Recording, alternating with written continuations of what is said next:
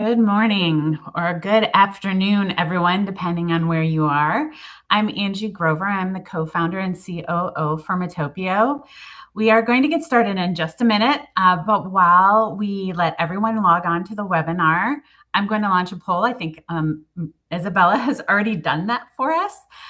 Today, we'd love to know what are some of your top priorities from your assessment in your community. What we'll be doing today is diving into data and implementation plans. So we're really curious about what you're working on or what's at the top of that list. So go ahead and take that poll, and I'll give it just a minute. And I'll repeat this as people join us, along with some housekeeping. So I appreciate the time you're taking to spend with us today, and we'll get started in just a moment.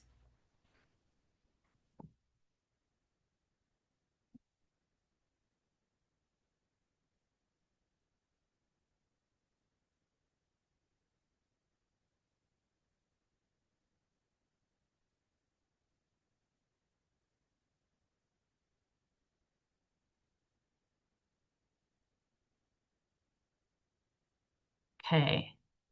Again, good morning or good afternoon, depending on where you're joining from. I'm Angie Grover, co-founder and COO for Matopio. Just a bit of quick housekeeping before we get started. For today's webinar, we will have the chat on. I see people using it. I love that.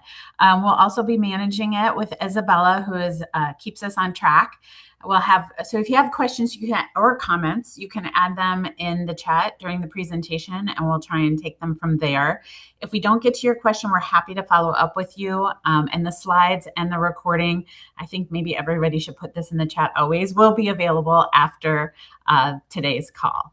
So Isabella, let's wrap up the poll. If folks have priorities after, they can show us. So if you want to show us the results of that poll. Can everybody see that? So it looks like maternal care metrics, housing, food insecurity, and a bunch of really interesting ones in the chat. We're going to cover some of these in our presentation today. And so I'm excited that you have joined us. I'm even more excited to introduce you to two of my favorite colleagues at Matopio. So first we have Heather Blonsky, who is our Vice President of Data. And Heather spent her career helping organizations make sense of complex information. I know she helps me every day. But what I appreciate about her most is that she never just sees data as numbers. She really sees people, communities, and the real life context behind the data. She has a bachelor's degree in medical anthropology from Wayne State and a master's degree in applied statistics from Penn State. She came to us by way of Cleveland Clinic and Vizient, where she created their social vulnerability index. We're also joined by Jalen Braswell, who works closely with our public health and healthcare organizations as they bring data together from disparate sources to understand community and move from assessment to action. Jalen has a wonderful ability to connect our technical capabilities in the platform to real-world challenges our clients face. She brings a thoughtful, practical perspective and really genuinely cares about helping organizations build plans that lead to meaningful, measurable improvements for the communities they serve. Jalen has her bachelor's in public health from the University of Illinois at Chicago, where I first met her, and chose to stay there for her master's in biostatistics. I'm very glad she didn't scamper off to London. So I'm glad you stayed in Chicago, Jalen. What I love most about working with both Heather and Jalen is that we share the belief that data isn't a destination, but really a starting point for all the great work that you do. At Matopia, we try to leverage that data and technology into helping communities, turning that insight into action, which is exactly what today's conversation is about, as we explore how to transform your community health assessment priorities into actionable community health improvement plans. So for those of you who are not familiar with Matopio, we are a community intelligence platform that makes data transparent, accessible, and actionable for those working to improve community health.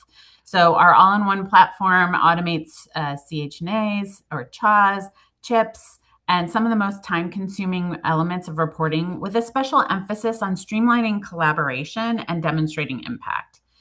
The co-founders, and me being one of them, came from community and public health. And at this point, we've completed hundreds of assessments, improvement plans. And our goal really is to automate what we can automate and what should be automated so you can spend your valuable time doing work that requires that one-to-one human interaction so that we can build healthier, more thriving communities. So what started out for us as a data platform where we were curating data because we saw multiple organizations curating the same data over and over again and wasting all that valuable time, we have put that together so that you can rely on our really high quality verified and validated data. But we've moved through and started to automate and evolve to a platform that helps you work across the entire planning cycle and keep everything organized and accessible for your entire team. So you start out with that strategic plan, you go into your community assessment, then you put together the community health improvement process. We'll be rolling out an enhanced performance management and quality improvement module later this fall. And that was really just driven by working one-on-one with our clients and having them see the value and asking us to do more for them, which is probably the best part of my job. So before we get this kicked off, I have Madison County, New York's priorities here on the screen, as well as Northwestern Medicine. But, Metopia has collected health assessments from hospitals and public health departments across the country. So before we got started today, I took a quick look at those priorities, and they're named here. And you saw some of these as well in the chat. Where people were talking about violence prevention, maternal child health, chronic disease, maybe specific chronic diseases, mental and behavioral health, substance use disorder. And so, what I thought was most interesting about this is regardless of how we talk about them, there is so much similarity, and we see that alignment coming together, working through in collaboration with community partners. So I know you're ready to hear from our data team and to get your hands on some data. So from all of those priorities that we kicked off the call with, we chose 3 to dig into. So let me give you forewarning. This is going to be an interactive webinar where we're going to post some links to our maps and data in the chat so you can dive in and take a look at your specific community. We're going to talk about food insecurity with some really interesting new data, access to care, and maternal health. But if you stay with us to the end, we're going to talk about some of the other topics that you raised and how we might be able to get you some data for those as well. So with that, Heather, can I turn it over to you to get us started? Absolutely. Let me share my screen right here. And I always have one more button to push. So that link that just went into the chat goes to this folder here. You should see it exactly as I have it here, but I'm going to hand this off to Jalen to do the talking. I'll probably jump in, but let's start with drive time to grocery stores. Hi, everyone. This is Jalen. I will be introducing you guys to some of our in-house calculated food access indicators. I'll start with our drive time to grocery stores map. This indicator measures the minimum drive time in minutes from the population-weighted center of each census tract to the nearest grocery store. The county level map you see here averages those minimum tract level drive times and averages them up to the grocery store, levels them up to the county values that you see here. The grocery store locations, just a little bit about this topic, comes from a 2024 directory list from the Chain Store Guide. We further refined this list by excluding club stores like Costco and Sam's Club. And I do want to note that the grocery stores that we also include independent grocers, along with a bunch of the chain store groceries stores that we know, like Target, or if you're from Chicago, Joel Asco. So they're all included. And then the drive times are provided by the OpenStreetMap routing data. And this routing data is the foundation of all of the drive time indicators that we're going to cover today. Heather, would we be able to show an example of the tract map for this indicator? We could, although I think I'm going to save that for maternal care. But I did want to zoom out on this just because I find it fascinating. There are parts of Alaska that have literally days, 2,000 minutes. And drive time is, when you look at a space like that, you're not probably driving to the grocery store. You have another plan. but but I just like this because it is an extreme difference. I like how we've done it because, as you say, we do this at the census tract level. We start with those points, and this is sort of consistent across all the topics we're going to show today. We can go down to the census tract level, as you say, and we'll show that in just a minute. We can't do that for the whole nation at once. It loads slowly, and I didn't want to do that for a short webinar. But this is something that everybody can take a look at themselves, and even in states that are not Alaska. We really have, areas that have more than half an hour, areas that have, pretty substantial distances to get to a grocery store. And one of the reasons we did this, and I'll hand this back to Jalen, is the USDA Food Atlas that did their measure of food insecurity and food access really counted on a linear distance, point to point, as the crow flies. And especially when you get into those more rural areas, you're really dealing with maybe not like a lot of choices of roads. There's only the one. It goes around a mountain. It goes up to the bridge and comes back to cross the river. All of those things start to make a lot of difference and come out in that drive time in a way that they don't do in the linear distance. But I will pass it back. And shall we move to the food insecurity? Food desert, Sure. sorry. Okay, so this is a map showing the percent of population in a food desert. You can see the percentage of the population impacted by food deserts at multiple layers. Right now we're looking at the county layer, but you could also look at the tract level, zip code, cities and towns layer, and also at the state level. This indicator builds upon the previous drive time to grocery stores topic by identifying the number of residents with low food access, as well as identifying the number of residents with limited income. Low food access is defined by thresholds that are informed by how rural or urban an area is. And the low income, in short, is defined as an area with a poverty rate over 20%.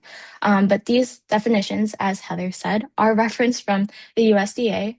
And if you'd like to take a look at the specifics of the methodology or the definitions, you can always click that green eye icon and click data source and technical documentation to see all of that. And also, I wanted to inform you guys that for this topic, you can also stratify by race and ethnicity to see the percentage of people by race who live in food deserts. This topic provides a clear picture of the magnitude of the impact of food deserts by highlighting populations that are both far from healthy produce and also populations that are less able to afford groceries. The other thing I wanted to point out here is you start to see very big regional differences here, where those drive times and the poverty start to intersect, and that can be a really big factor, especially in the Deep South, in ways that might be spottier in other parts of the country. It's a pattern that we see in a lot of different measures, but when we bring poverty into the question, that starts to shift exactly how we look at this. It's not just that drive time, it's also who doesn't have a car, who doesn't have access, who doesn't have a means to get that half mile or half hour away.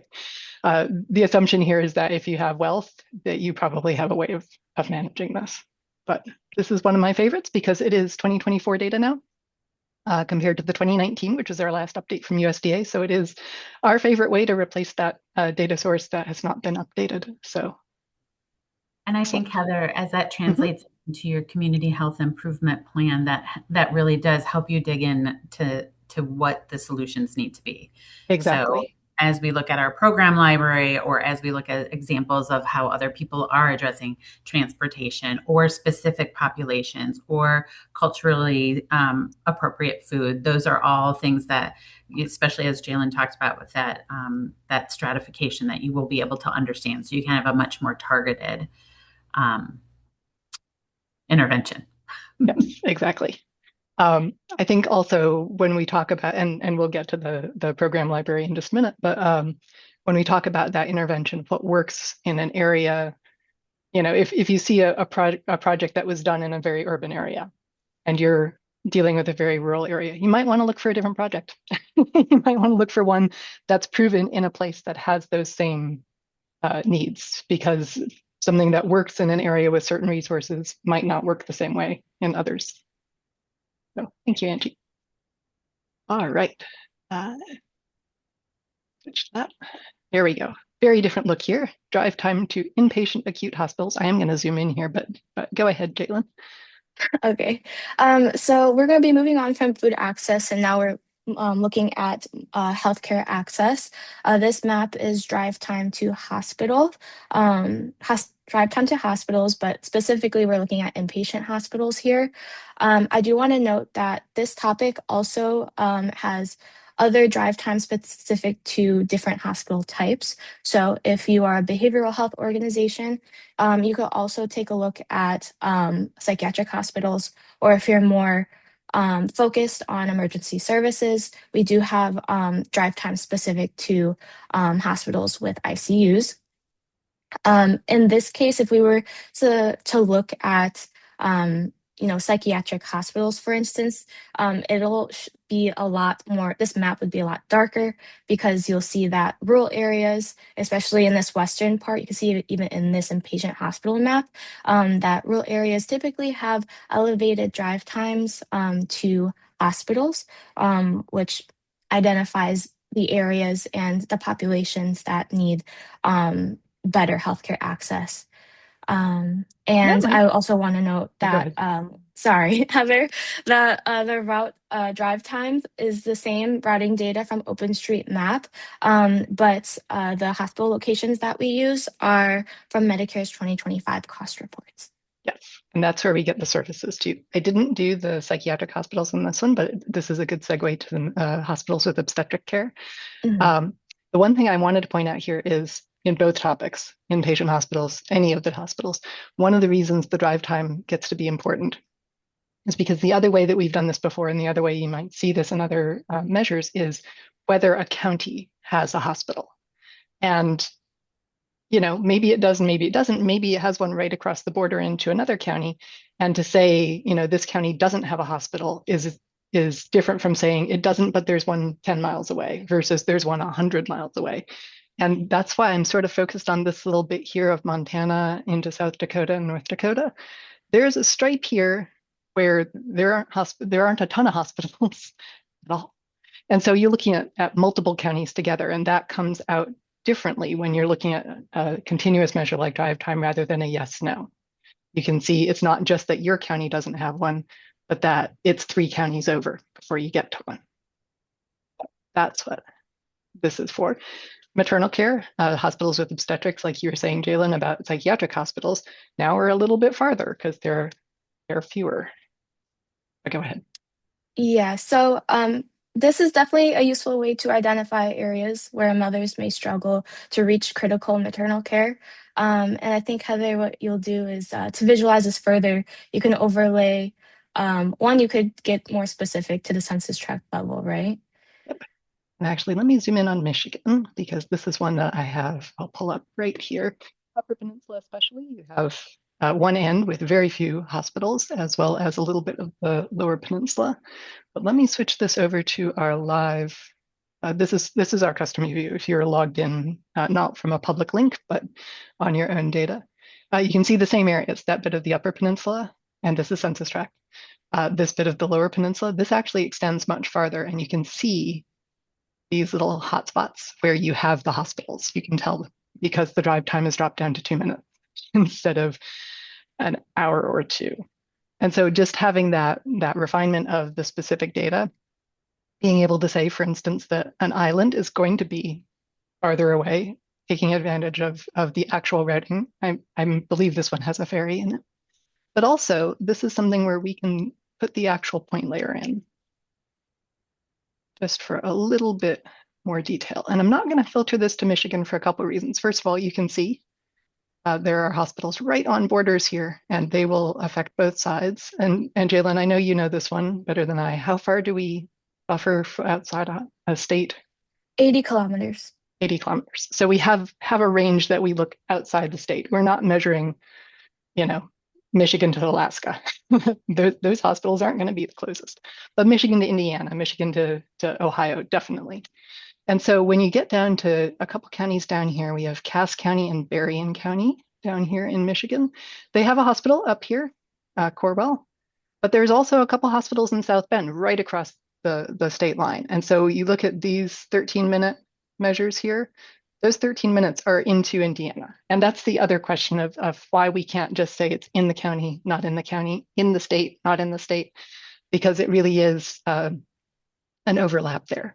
I will say, depending on your state, depending on your Medicaid rules, that could be a hard stop. And so knowing that that service area goes across into another area where Medicaid might or might not have reciprocity is important to know. But the two measures together, where the actual hospital is and how far it is to get there, are the key bits there.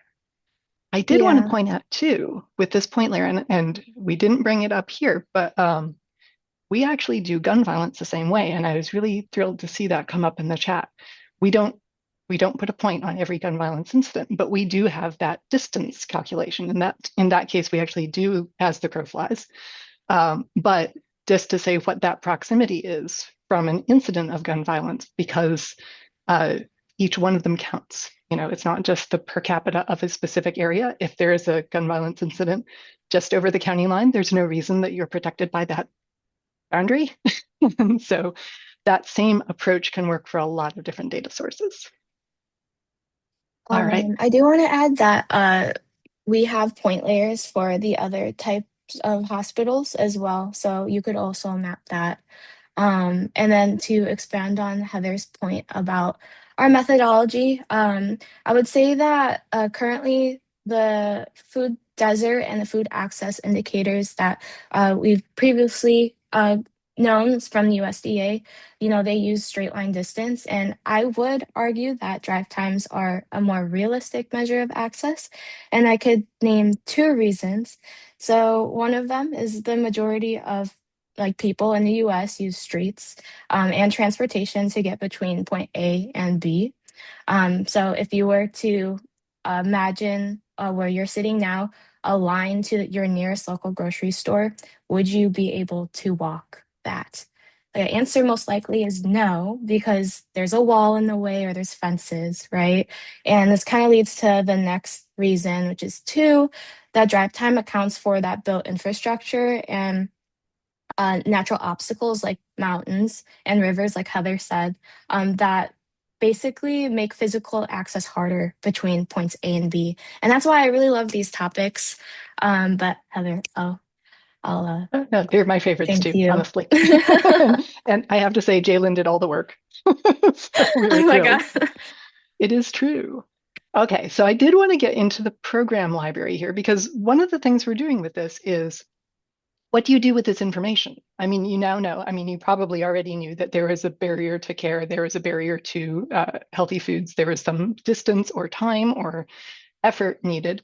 And so when you're intervening on that, I live in a city, I live just outside Cleveland. I could walk a straight line to my nearest grocery store. If I had food insecurity, it would literally be just a matter of cash. There is no problem with me getting there and spending it, cash. And that seems very easy. If I'm half an hour away by car, it is a very different question of how do you bring the care to the person? How do you do that with food access, or how do you do that with education, or how do you do that with access to healthcare? And so I wanted to bring up our program library here, and I am going to look into, this is all the stuff that we have put in, programs that we've gotten from different sources. And the ones I'm going to focus on today are ones we've recently added because I'm excited about them. One of them is old, one of them is new. But let me switch that to, there we go. Okay, and I'm going to search for, oh, before I search, I do want to show, just if you're doing this yourself, we do have tags for how to drill down. I have a couple I'm going to look for directly because I know what they're called. But if you were looking for something in food access, or you're looking for something in maternal and child health, you can narrow that down before you start searching. But I'm going to go with cancer screening. And I've got one here. All right. Rural, That's key. You can see that in the tags here. That is something you can search for: breast cancer, cervical cancer, colorectal cancer, and access to healthcare. Very much the space we're working in right now, as though I didn't know we're already in there. But if you view the details here, this is really what's key about how this works.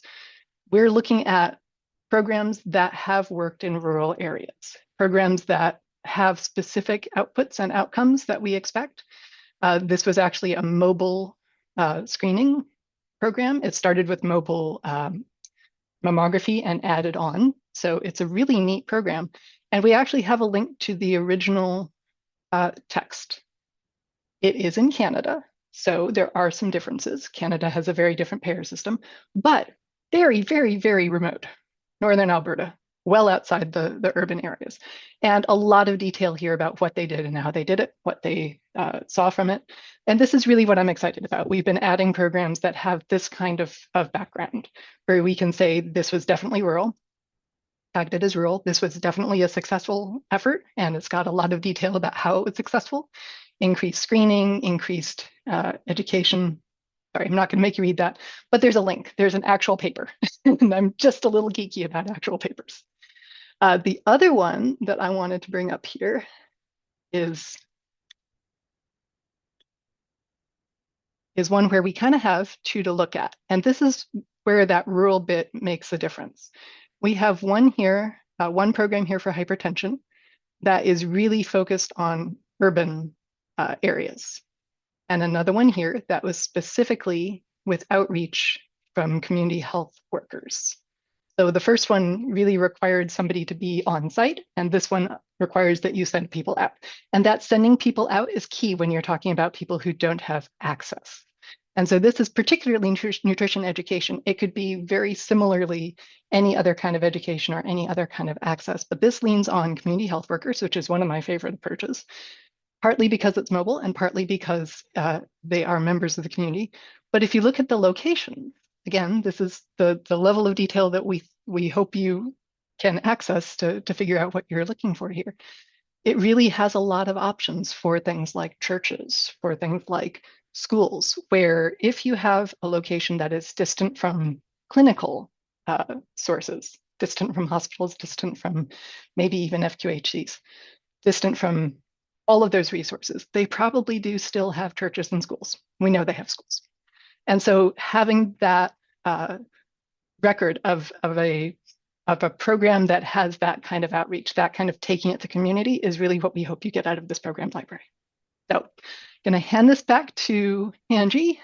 That was my very quick program library. Well, and I think that's a great way to kind of wrap up our conversation today, because as you see with the program library, and as we're building more in Metopio, that collaboration, that partnership, looking for those assets. So not only being able to overlay and understand the community, but understand what the assets are so that you can fill in the blanks, so to speak, and be successful and achieving the health outcomes that you seek, is really important to us. So we're always open to feedback. I would love to know from you if you got into those maps, took a look at your community, and really what we'd like to be able to offer you. And there is a link, as well as this QR code, is a more granular look at your service area or county. So we do have the ability to build your service area by zip code, or if you're working in a collaboration, to look at a group of counties together. So we'd love to be able to show that to you.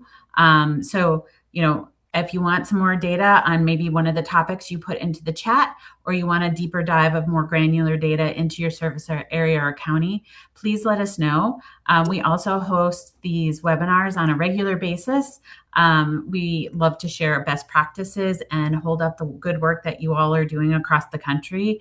And we're so proud to be a part of that work in supporting your data analysis and insights. So I know we are at our half an hour. It always goes so quickly. I want to give a huge thank you to Jalen for all of her hard work, and for Heather in leading our data so that you have the data that you need to access to improve health outcomes in your community. Thank you so much for joining us today. And we hope to hear from you about what you're working and learn more about what you're doing in your communities. Thanks so much for joining us today.